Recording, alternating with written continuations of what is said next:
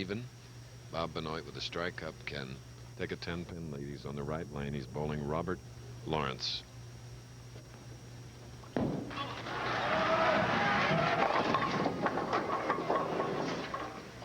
A 2-5.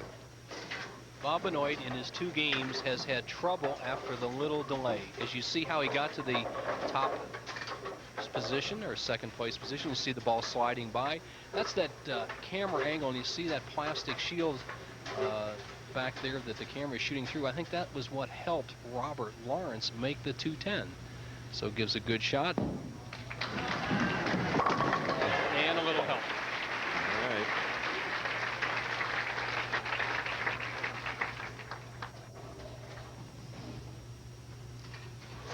I think Benoit, for a power player, a big hook ball player, is on balance more than any player on the PBA Tour. All the years that I bowled with him as a doubles partner and observed him out on the tour, I've never seen him off balance, and these approaches are a little slippery. We all need rooters. Bob has his grandfather, Ken Roberts, his father-in-law, Richard Manlove, and, of course, his sponsor, Richard Altman. Great incentive. And this man's wife, Sherry, waiting for him back in Austin, Texas, in the Lawrence Complex, 29-acre home estate. And one of 7 children, Robert. 310. Robert feels his spare making got him to the #1 position this week, and he's going to have to prove it right here. He can't afford to be having open frames. The 310 baby split.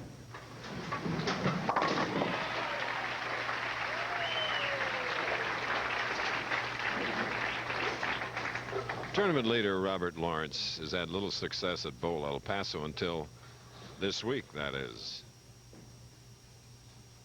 Well, I bowled regionals here for 4 or 5 years, and I think the best I ever finished was about 24th. I bowled a couple of tour stops and got 1 check and just never had a lot of success, so I didn't come in this week expecting too much. My spare game's been good lately, and that was important this week because the lanes were tougher, and the spare game came to effect, and so everyone came back down to my level. He had a couple of things just happen on that shot. One, Bob's concentration was slightly broken by something happening back in the audience. However, he got one of his patented strikes, the crossover. Let's see if it affects Bob Benoit, who looks awfully determined. Look at that look in his eyes. Leads by 12 now and quickly moves over to the left lane. Look at the look in his eyes. That's determination. When you see him go down to 1 knee, baby, you know it's good.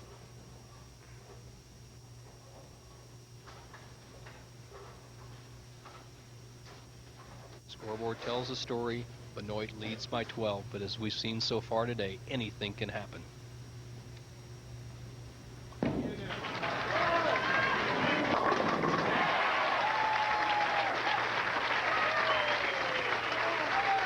Bob Benoit's interests are building street things like 1934 Ford street hot rods.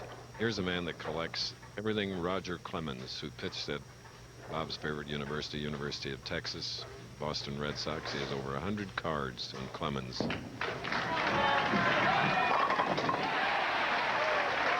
Perfect pitch by the fan. Robert Lawrence doubles.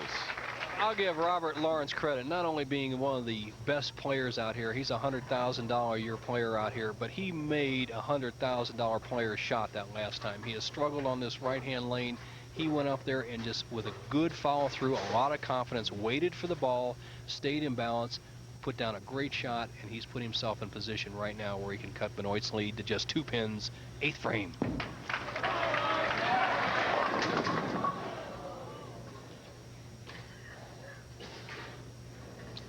Disappointed there. He could have really put some pressure on Benoit. Got a little soft. Start aiming the ball.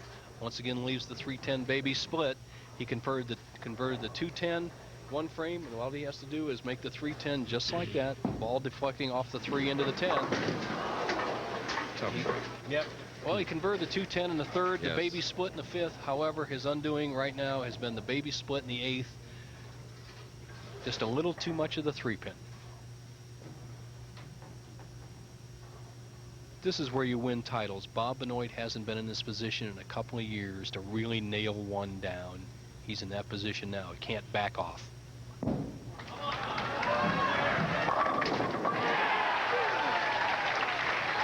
That means Bob has strung 4. Difference of winning, you got 20,000, you come out on top, and 10-5 for runner-up. The 2-pin going to the sideboard, tripping out the 4 and 7. Something good has happened to Bob Benoit in a championship round match. He got a bad break in Fresno earlier in the year when he looked like he was going on to victory. Now he's on the threshold of re-qualifying for the General Tire Tournament of Champions. Remember, here's the man who, in winning the Quaker State in Grand Prairie against Mark Roth, bowled a perfect 300 game to Mark's 255. Then winning in Sunrise, doubles with Del Ballard in Beaumont. Lorinda, his wife, looking on, knows the score. Bob just needs to fill 2 solid frames, the 9th and 10th, to lock up his victory. Oh, my goodness. Had one close earlier, though, and here. Wow. We saw this happen last week, the ball sliding by the 10-pin. Once again, it happens this week. And what this sets up, as you look at Lorinda, Bob's wife, it sets up for Robert Lawrence an outside chance to win. Lawrence needs to throw some strikes. There's one of them. Bob Benoit got angry at himself this week, and he has gotten angry again. But Lawrence is up there in control at the moment. Well, he has to strike. Robert Lawrence has to strike on the first 2 balls in the 10th frame. That would give him a 213, forcing Benoit to get a mark and a good count. If Lawrence doesn't strike on this ball, the victory is Benoit's.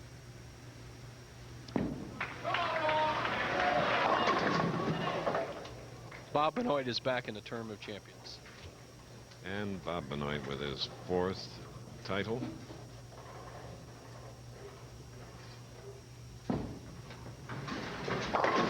So Bob has had a lot of 4th, 3rds, 2nds between his last victory in 91. Robert last won the United States Open in 92.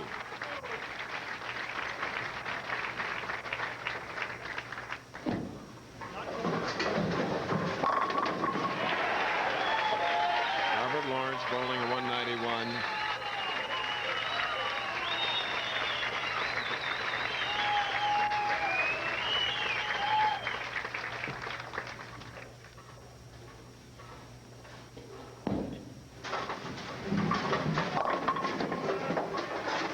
All right, the 245 just to finishing out the game for Benoit. He'll be at 216 with the conversion. The victory, his 4th title, requalifies him for the General Tire Series Tournament of Champions. And he's a happy camper. All right, Lorinda is out, and their daughter, a trio.